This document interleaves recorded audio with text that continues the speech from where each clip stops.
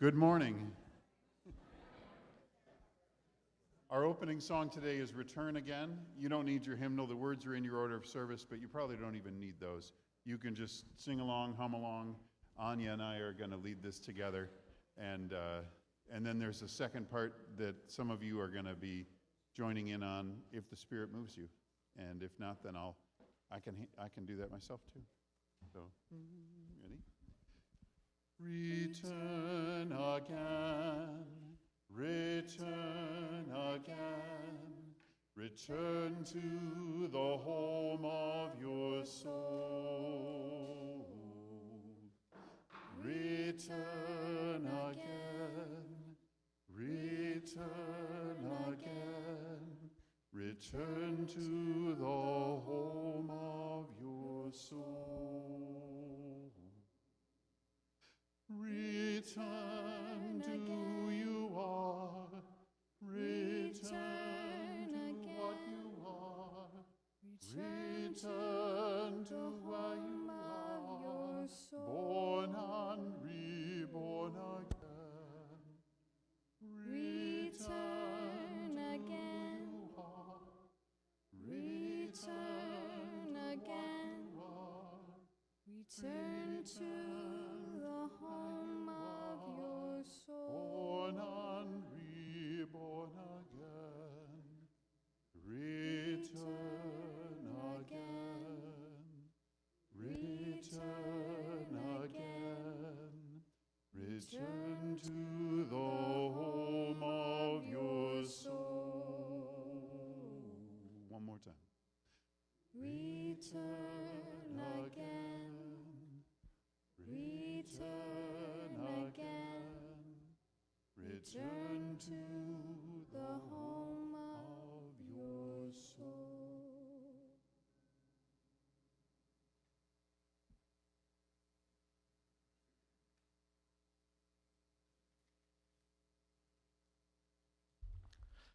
Good morning. My name is John Bacon, and I'm a worship associate of this congregation, the Unitarian Universalist Congregation of Cleveland. Okay. You may remember that there was a radio show a while back with Michael Feldman on Saturday mornings from Wisconsin called What Do You Know? And every time he started out with, what do you know? And the response was,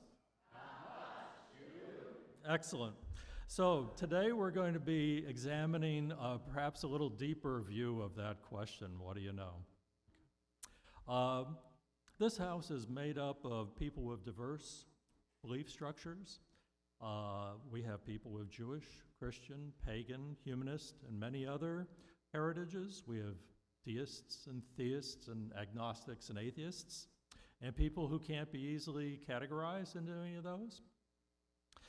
Personally, I'm sort of a Buddhist, Christian, Stoic UU, and like myself, many of the people here have beliefs extracted from many spiritual disciplines and sources. In this house, we have people from most of the LGBTQ and yes, S spectrum. This isn't the congregation of the arbitrary and capricious, words that have gained new meaning in this society over the past months. This is the congregation of the thoughtful, the discerning, and the active. We gather here for a multitude of reasons: to find community, to seek spiritual and personal truths, to question, to nurture heart and soul, to be nurtured, to explore new ideas, to comfort, perhaps find the answers to some of our more significant questions. You are welcome here, no matter who you are, where you're from, or whom you love. We especially welcome guests today who are worshiping for us the first time, either physically or online. If you want more information on who we are, we invite you to fill out one of the guest cards and put it in the plate when it comes along. Or you can go online and put in your email address and we'll get in contact with you. We're about to enter sacred space, so please take a moment to silence your phones, watches, and other electronic devices that make noise. Lighting our covenant today will be the delightful and talented Anya Ustin, who is not only one of the singers here, but many other things. And where did she run off? There you are. Okay, great. Anya is also the person in the Earth Ministry who has planted the Miyawaki forest out there. So please follow along with me on the yellow card for our covenant lighting.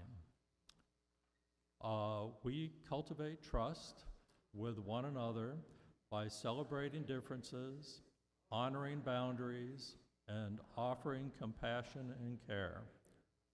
We listen to each other deeply with curiosity and wonder.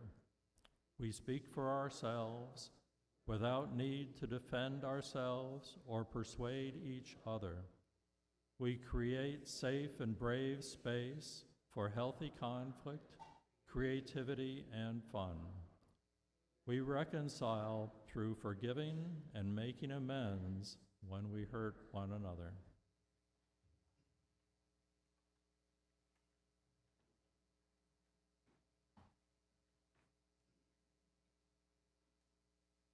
Thanks, Anya. One of the things that I thought I knew was that there would be a tea candle that wouldn't burn out before we started the service. Sometimes you get surprised by the things that you think you know. I'm the Reverend Randy Partain. My pronouns are they, them, and I am delighted to be in worship with you today, whether you're here in person or joining us online. We bring a lot of different stories into this place, and our stories are not isolated from one another. Our stories are interwoven in such a way in this interdependent web that anytime one strand of that web is plucked, vibrations reverberate through the entire web. So in that spirit of interconnectedness, may we enter into a space of openness and curiosity today as we worship together. We're going to sing in just a minute Thula, klizeo, which is in the teal hymnal, but you probably are not going to need the words. Maybe you would like the words.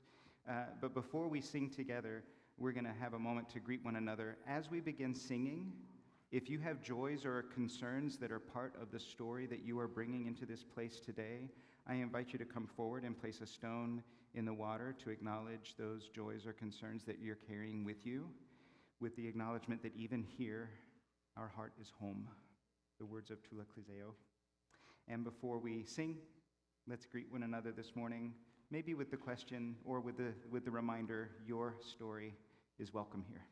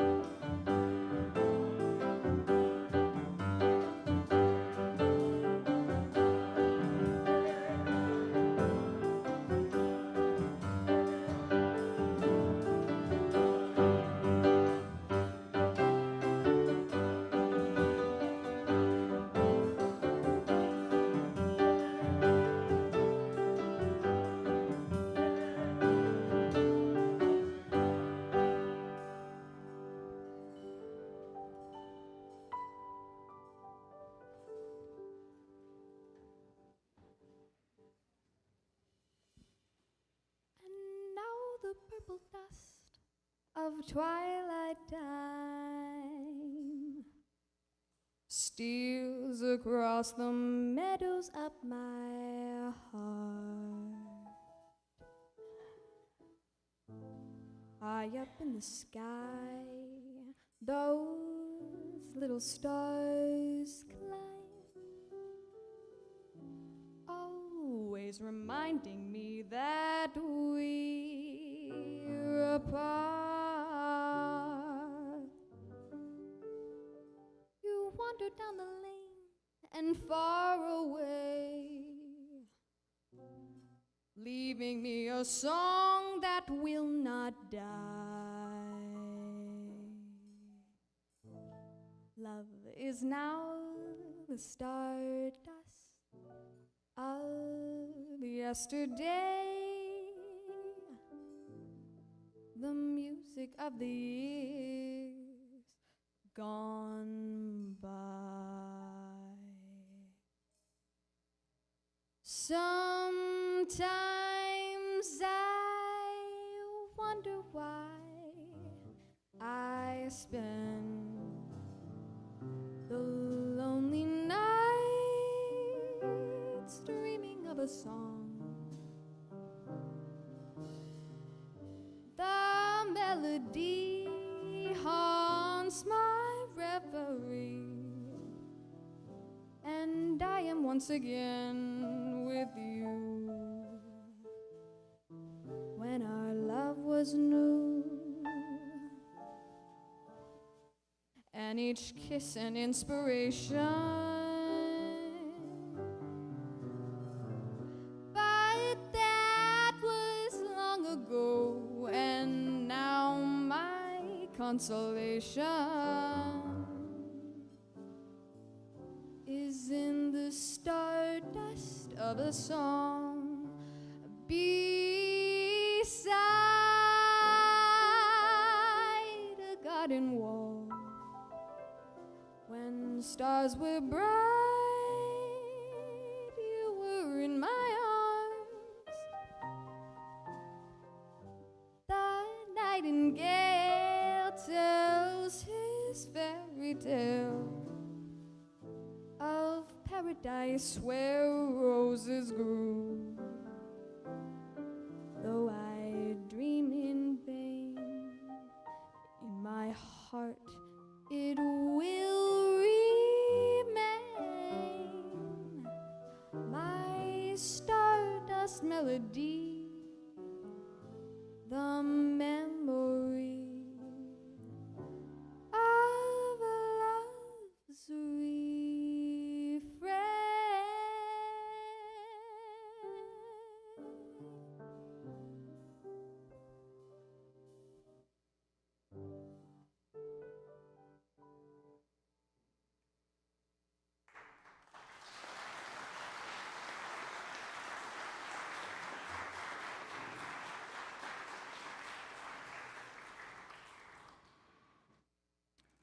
We place a stone for any joys or concerns that might be shared online today.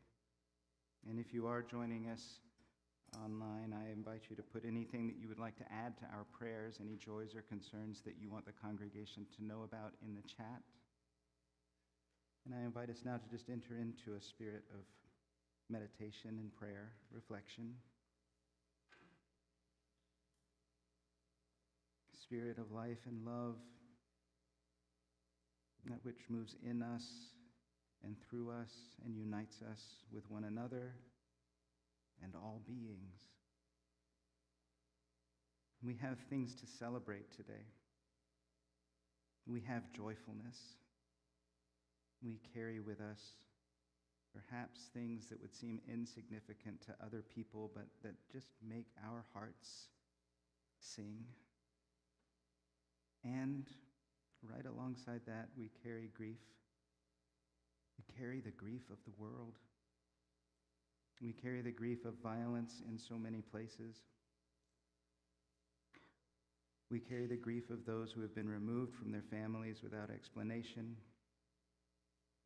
Families who have no idea whether loved ones are alive. We carry that grief with us every day. We hope that this community is a place where it can land softly, with compassion. And there are personal griefs. This community mourns the loss of John Martin, who passed away this week.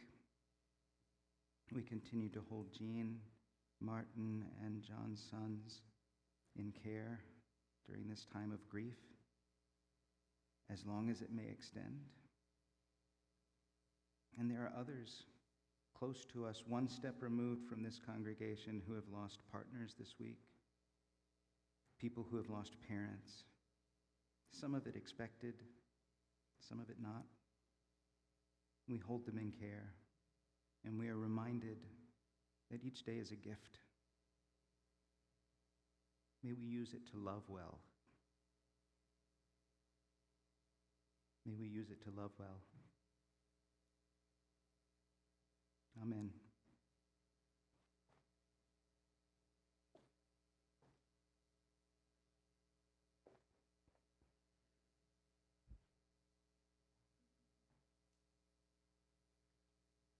Good morning. My name is Jenni Papp. I am the Director of Lifespan Faith Development for this congregation. My pronouns are she and they. So we want to live our lives each day with our values clearly displayed in our behaviors, our intentions, those loving intentions clearly guiding our actions. But the world is a little unruly right now, maybe always. And building the beloved community has its challenges, to say the least. Reverend Randy and others have suggested that having a practice that helps us focus on what our intentions are and helps us to be clear on our values can be important, can be useful. So I was talking about this recently with another UU colleague who does a lot of things, including religious education with children.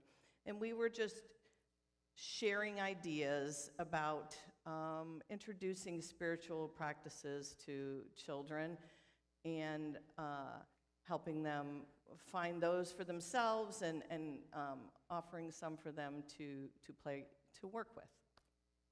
So after that conversation later in the day, they sent me an image in my messages.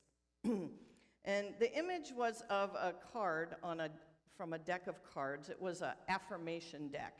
So the practice is you take the card, a different card every day, and you read it with intention, maybe multiple times, maybe out loud, whatever works for you. Hang it on your mirror, put it in your pocket.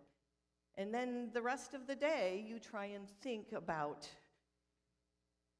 that as you encounter the world and what that means to you, how that might guide you, and what you have, or how the world is affecting you. Whatever it is, they're all very different. Anyways, the one that they shared with me, I will share with you.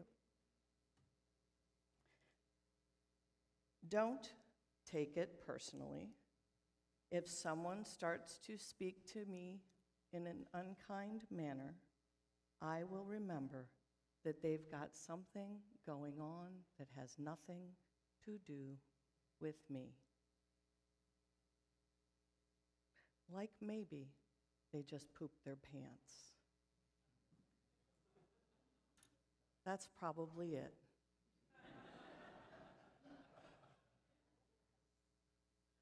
This is a good bit of advice wrapped up in a little bit of fun. And it led me to lots of ideas about our object lesson today. I shared some with Randy earlier in the week.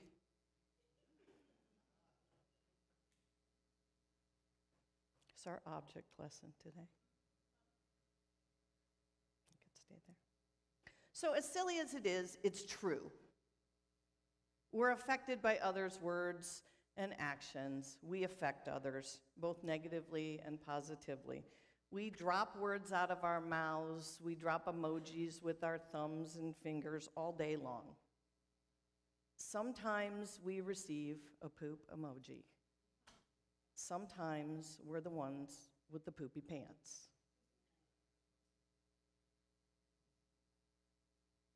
There's a practice, though, that came to mind for me fairly quickly after this when I was thinking about that, and that was metta, loving kindness meditation. This is metta. May I be happy.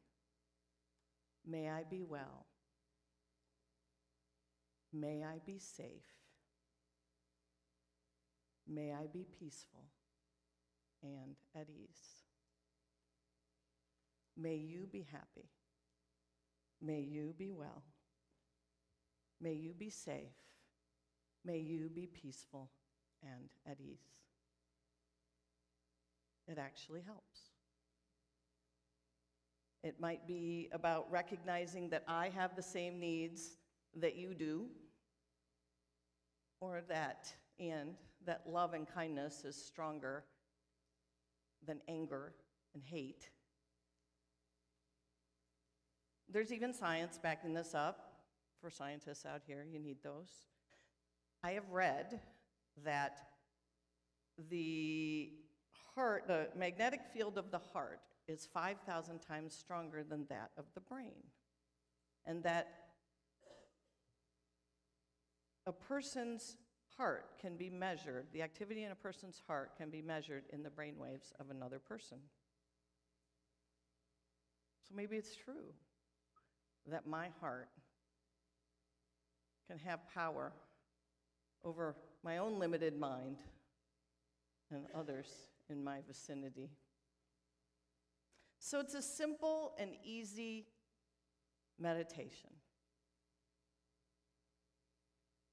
And not all people find it so. It can be difficult to hold ourselves and others in mind while repeating something over and over. It takes practice. So at least when we start, it might be hard. Now, I told you we were talking about doing this with children, and it helps children to have like the person. They can envision the person in their mind if they have the person's name that they're giving those intentions, that loving kindness. I worked with some kids a while back, I don't even remember when, and they didn't like those words. They wanted to write their own loving kindness meditation. And so these are some of the words that they shared. They said, may I be happy. May I be healthy and strong. May I be safe and loved. Now we imagine another person. May John be happy. May John be healthy and strong. May John be safe and loved. Simple. Creates an instant image. And that's why it might feel just a little easier to focus and send that loving intention. To give it a try with me. Put one hand on your belly and one hand on your heart. And to create a connection between your breath and your heart. And we're going to say the phrases 3 times. You can say them in your mind, you can say them out loud with me. May I be healthy and strong. May I be safe and loved. May I be happy, healthy and strong. May I be safe and loved. May I be healthy and strong. May I be safe and loved. Now I invite you to envision a person in your mind and use their name. May John be happy. May John be healthy and strong. May John be safe and loved. May John be happy. May John be healthy and strong. May John be safe and loved. May John be happy. May John be healthy and strong.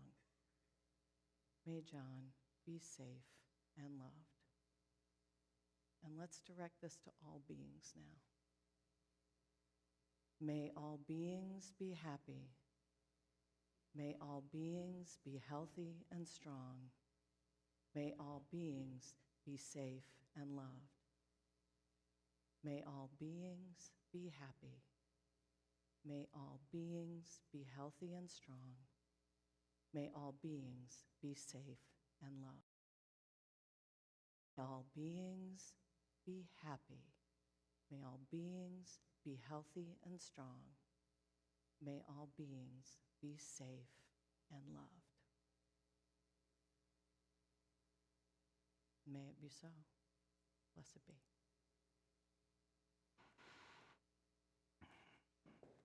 Sometimes I have to use an intermediary point before I get to somebody that I have a hard time expressing loving kindness to.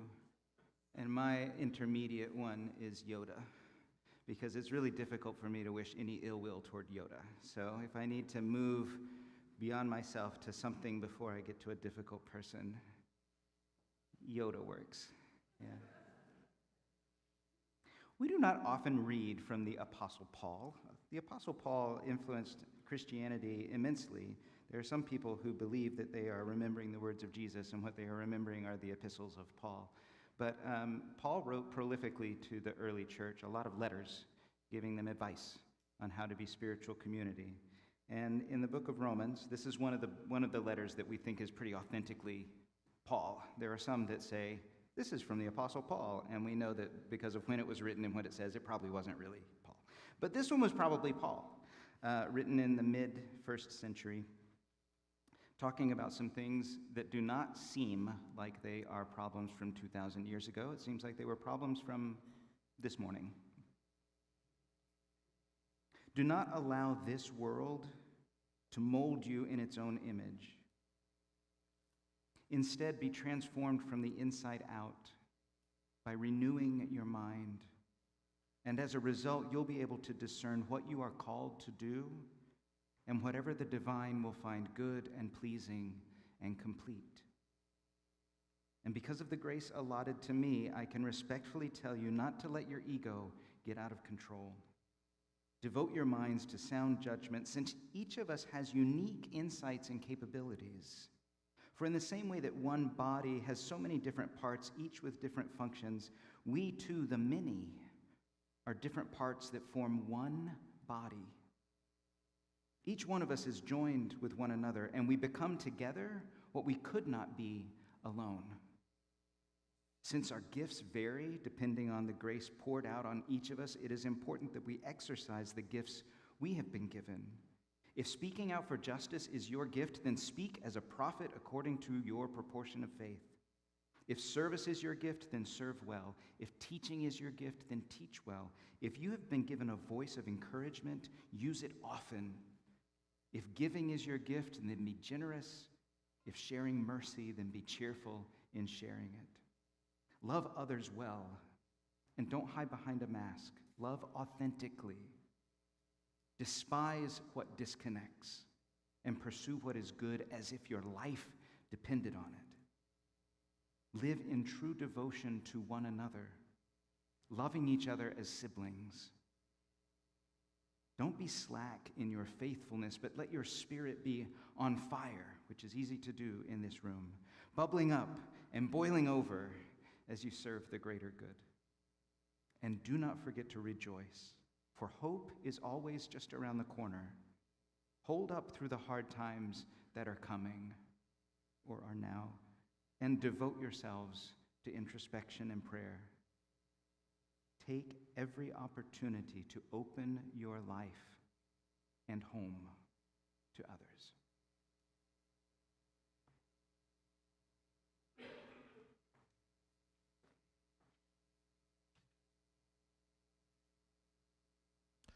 Today's offering goes to the Hitchcock Center for Women.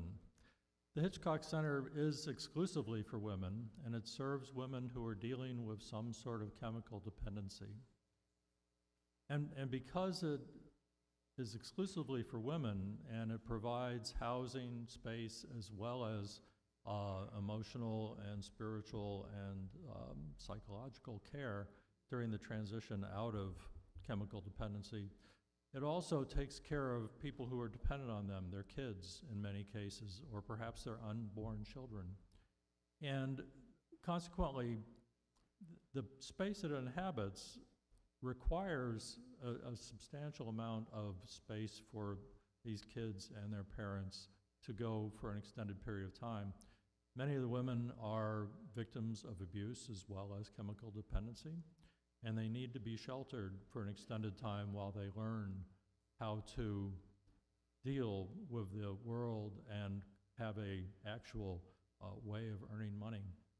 And so Hitchcock has set up a new building that can help them extend that care for a year and a half or so until they're actually ready to go back out into the world. So as a point, just to give you an idea, most everyone there is from Medicaid funding source.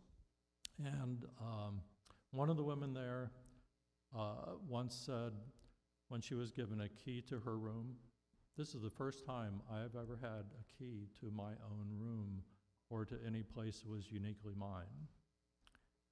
So give within your means generously, please. Place your offering, cash or check, made payable to UUCC in the collection plate as it's passed. You may contribute via Cash App via UUCC 44122. Please use the memo line to indicate today's date and our plate recipient, Hitchcock Center for Women. Thank you.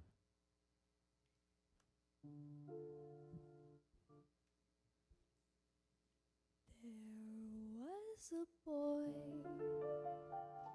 a very strange, enchanted boy. They say he wandered very far, over land and sea. A little shy and sad of eye, but very wise was he. And then one day, one magic day, he passed my way. Though we spoke of many things, fools and kings, this he said to me: the greatest thing you'll ever learn is just to love and be loved in return.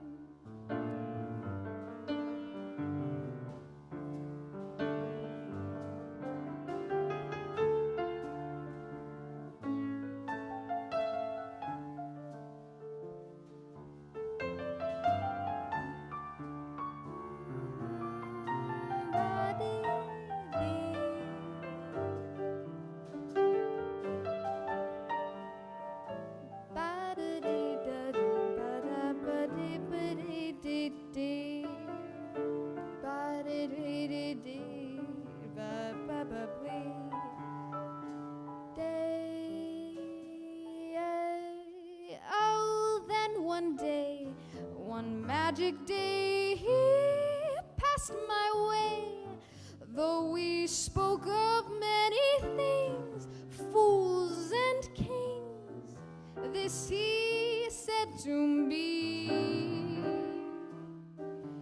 the greatest thing you'll ever learn is just to love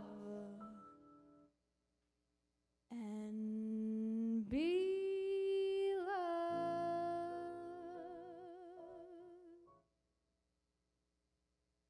in return.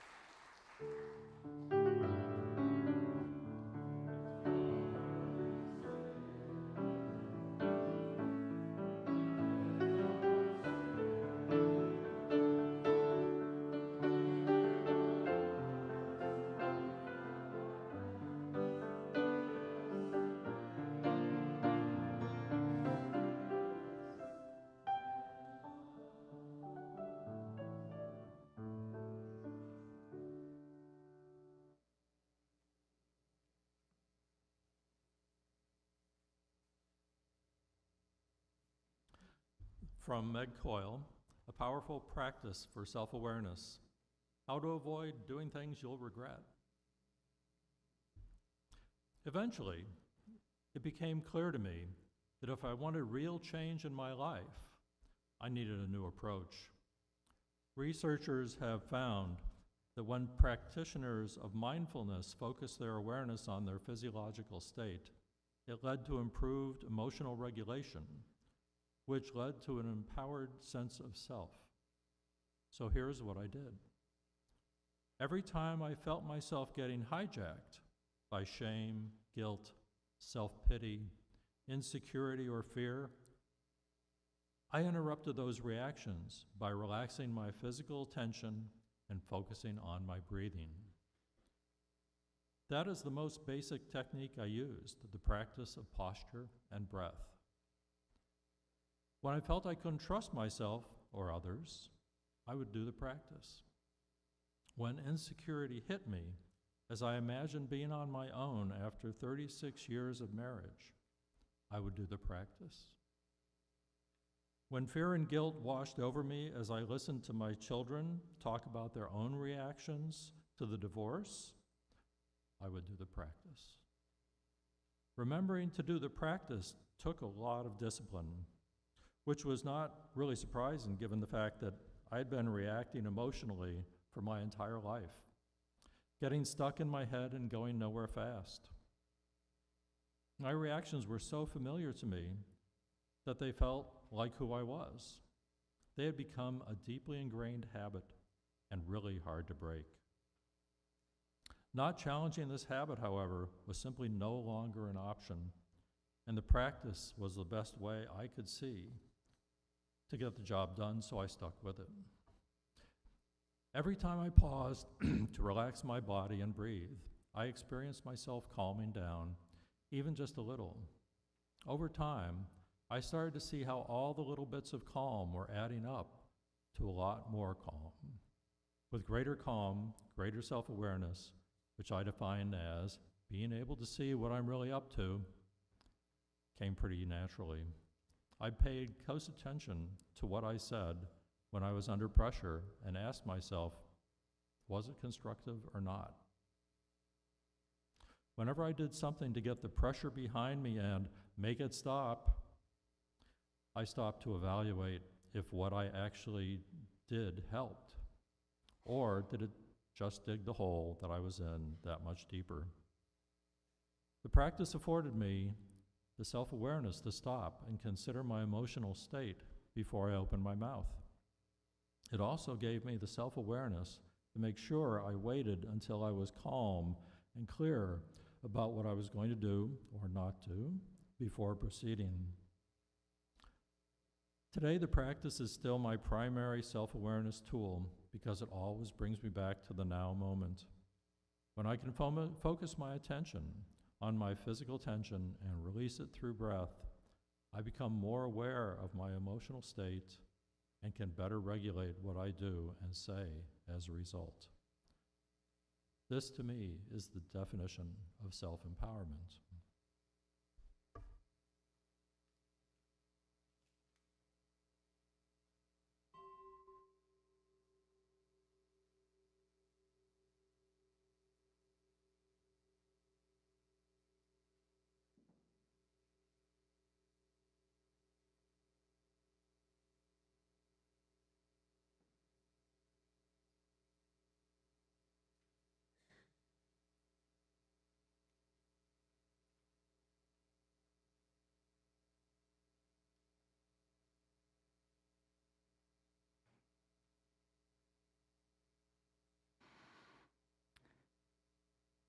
couple of weeks ago, we talked about this, what Parker Palmer calls a tragic gap between what it could be like to live with full integrity to our values and honesty about current reality, that there's a gap between those two. So today we're going to focus on that current reality piece. What do we really know about current reality? What do you really know about yourself? What do you know about our faith community? Do we know why we do the things that we do? Do we regularly get activated or stirred up or tense about the same things? Do we keep behaving in ways that we later regret? Is there any area of our communal life or your personal life where you are resigned or cynical that change is even possible?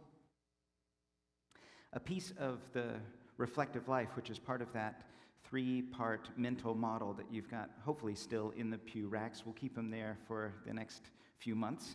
But a piece of that three-part mental model is the reflective life. And a piece of the reflective life is the process of achieving self-awareness by asking deep questions of yourself. And by deep questions, I mean questions you don't necessarily know the answers to. So it's the capacity to pay attention and to be present to what's going on inside of us and also what's going on around us. Self-discovery is doing the diagnostic work of our own emotional health. Dr. Henry Cloud said that external conflicts are difficult to resolve before resolving the internal conflicts that fuel them. External conflicts are difficult to resolve before resolving the internal conflicts that fuel them. So all of us have underlying issues that keep us from showing up as our best self.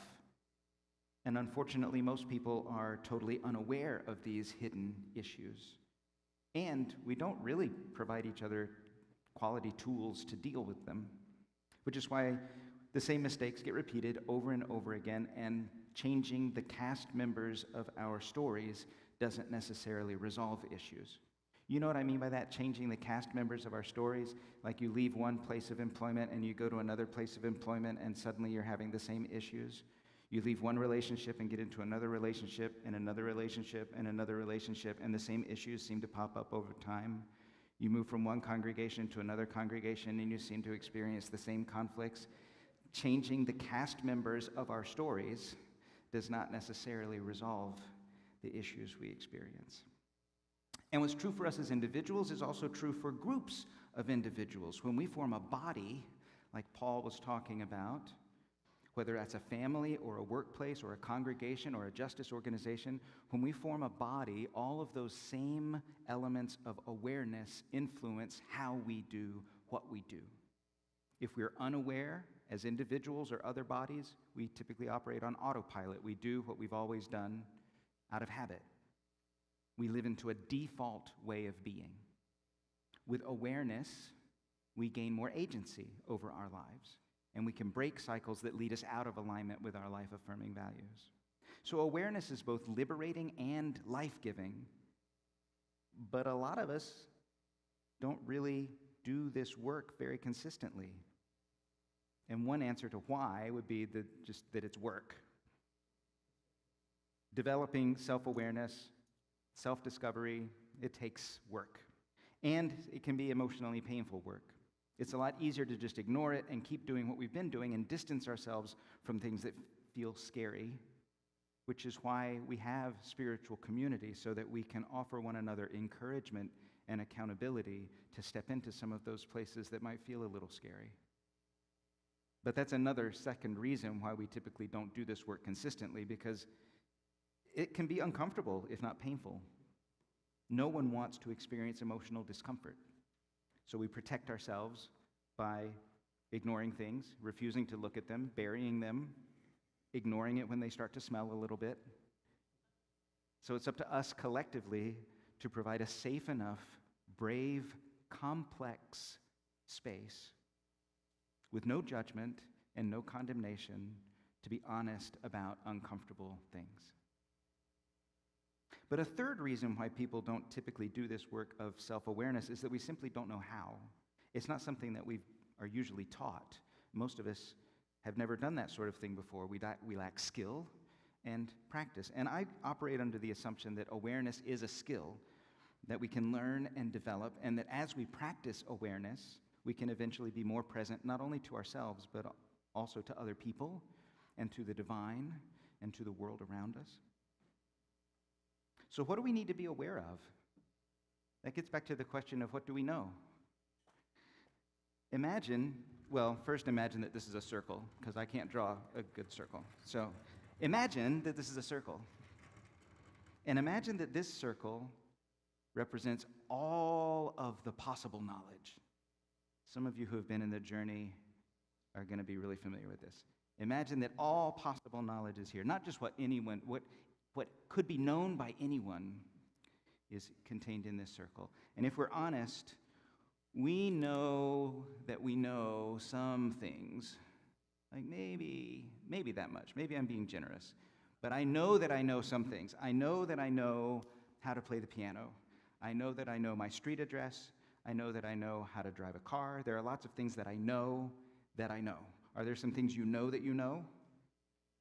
Yes. You want to name one? You don't have to. Your name? Yep.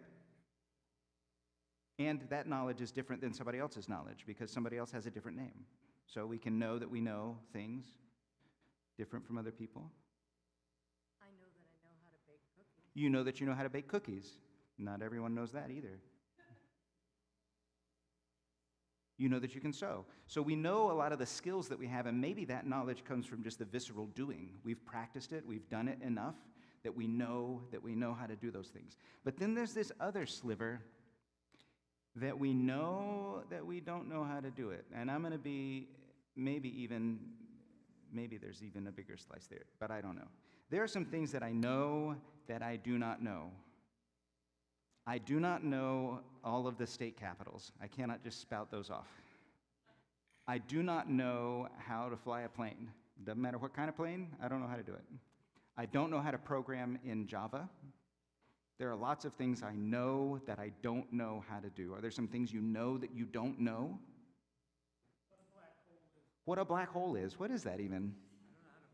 You don't know how to play the piano? Yep. No? You know that you don't know what? I just couldn't hear.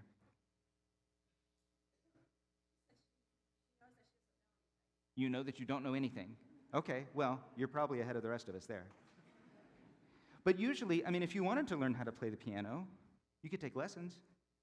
Because there are other people in this room that know how to play the piano. So we can rely on one another, and we can learn some of the things that we know that we don't know. If I wanted to program in Java, I could find somebody to teach me, or I could do some online thing or whatever. I could start doing it. And then eventually I would take something that I know that I don't know, and I would move it over into this category of I know that now. And that's normally how we learn. We think of something that we don't yet know how to do. We know that we don't know how to do it, and then we learn how to do it.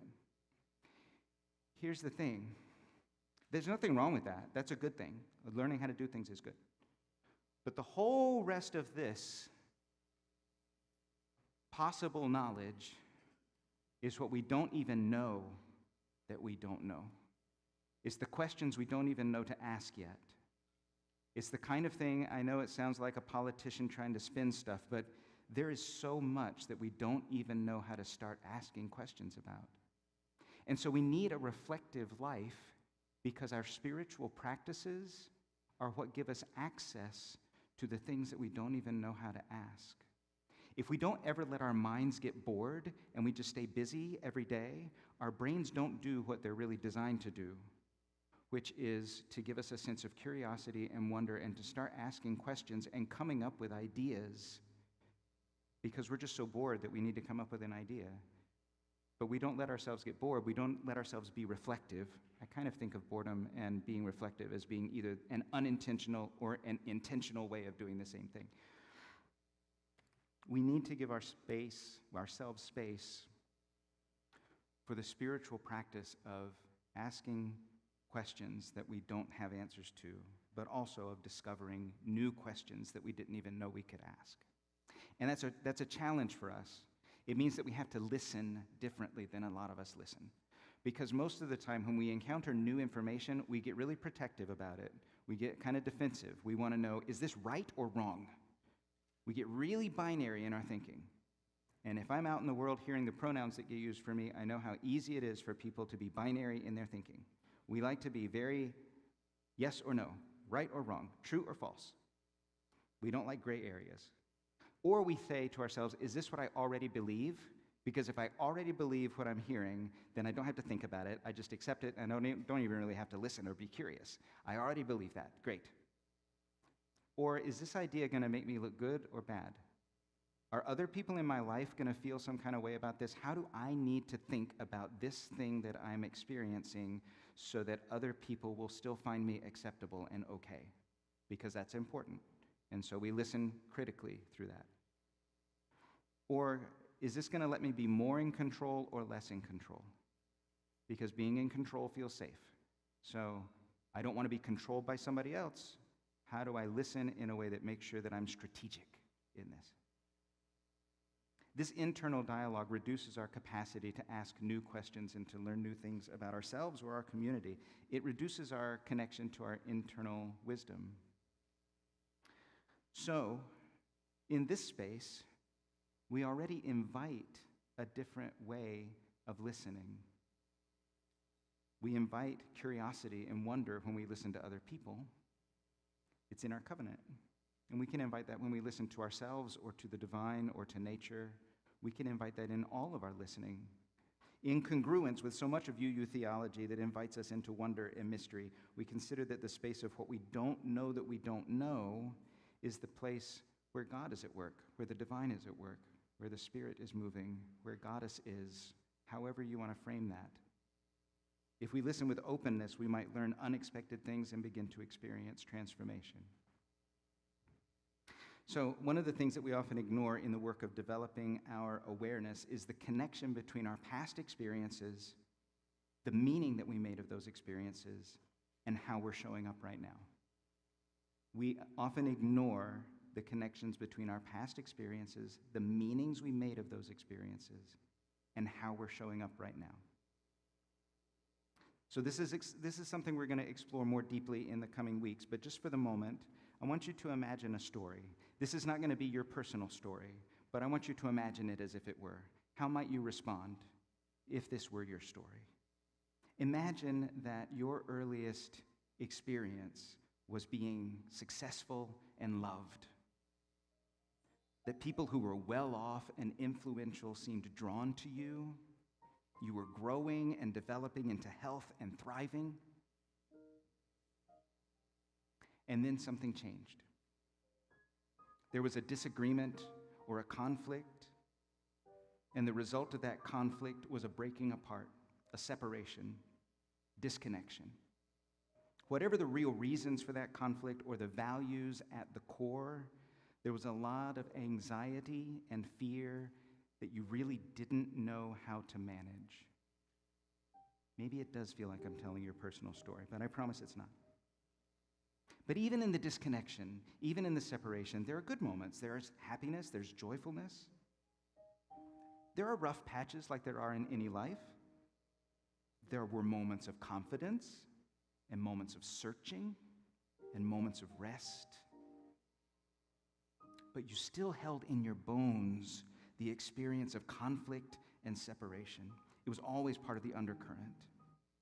And eventually, conflict rose again. Maybe someone caused you harm or caused harm to someone that you care about, and you didn't know how to respond healthily, so there was more separation, disconnection, splitting apart. Now it starts to feel like a pattern, and it's painful, that disconnection. It's not something you want.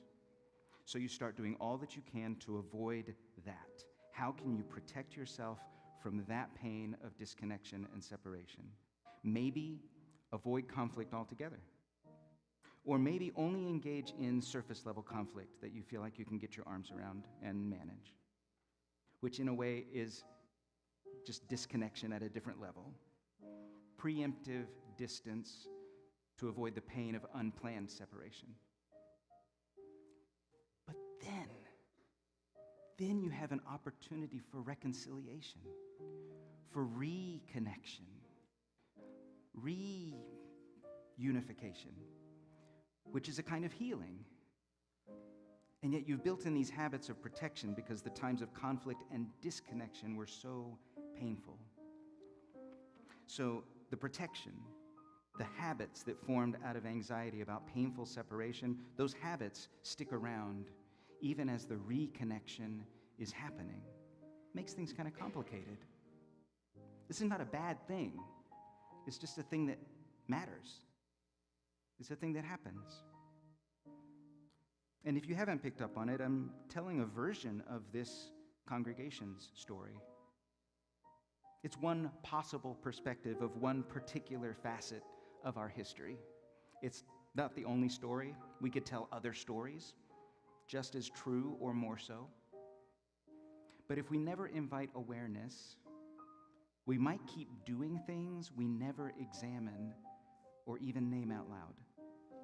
If we don't invite awareness, individually or as communities, we might keep doing things that we never examine or even name out loud. So gently and compassionately becoming aware of and honestly owning where we are and how we came to be where we are is an essential piece of a spiritual journey. If I ask you how to get to Albuquerque, where I'm starting from matters. Am I starting from LA or am I starting from Cleveland? Because I'm going to need different directions. So if we want to move into a place of full integrity with our values, if we want to really own that tragic gap that Parker Palmer talks about, we have to know where we're starting from as well as possible and be really honest about it. And that's continual work.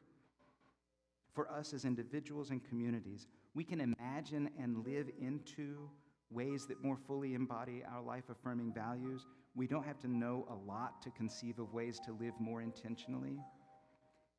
And also, there are going to be things that trip us up. There are going to be things that tangle around our ankles as we try to move forward. And knowing what those things are and how we can mindfully tend them is a part of the work that lies ahead. You've got a little insert in your order of service, and I'll say a little more about that in the benediction. But something that I hope you will come to welcome and embrace is a bit of homework after our Sunday morning services to help us as a community consider some things together. So I'm going to invite you to continue talking with one another. And if you're a visitor here, if you're just passing through today, I invite you to take some of these questions and think about it in your own families, in your own workplaces, to be able to examine what it is that you're doing and why, to be able to tell your stories honestly so that you can move forward in a way that is meaningful and productive and sustainable. May it be so. And we're going to sing together, When Our Heart is in a Holy Place. Would you give me the number of that? It is 10:08. You all knew it already. You've got it right in front of you. 10:08 in the teal hymnal. I invite you to rise in body or spirit as we sing together.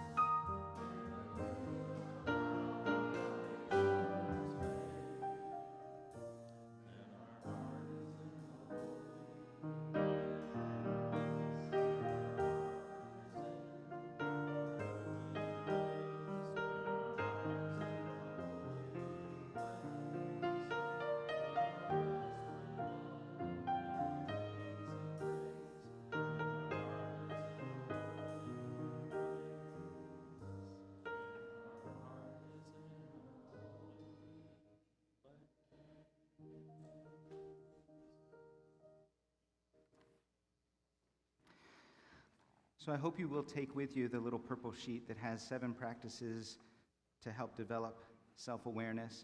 In this week's bonus track in the newsletter, I'm going to give some specific questions. But I just invite you to create a little space. If this can become a regular part of our practices as a community, to take a little bit of reflective space, to let ourselves have a little bit of boredom or at least some introspection once in a while, then we might find that we come up with some questions we didn't even know to ask before.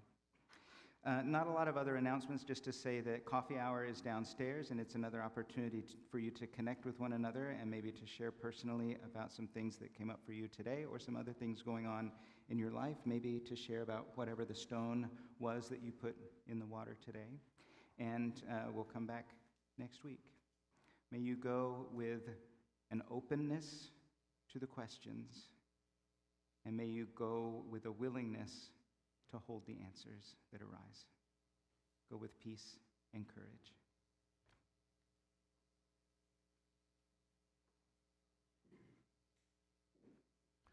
Please join me in the words to extinguishing the chalice on the back of the yellow card. We extinguish this flame, but not the light of truth, the warmth of community, or the fire of commitment. These we carry in our hearts until we are together again.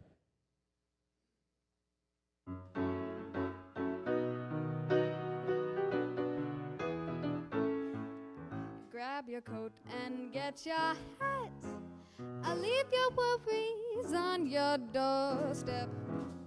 Just direct your feet to the sunny side of the street. Can't you hear that pitter-pat? Well, that heartbeat soon is your step. Life could be so sweet on the sunny side of the street. I used to walk in the shade, oh, with those blues on parade. Now I'm not afraid. This rover's crossed over. If I never had a cent, I'd be rich as Rockefeller. Gold dust at my feet on the sunny side of the street. Ba-ba-dee-ba-dee-ba-dee, yeah. Ba-ba-dee-ba-dee-dee-dee. Ba-dee-dee-la-dee-dee-da-da-dee-dee. Ba-ba-dee-ba-dee-ba-dee, yeah.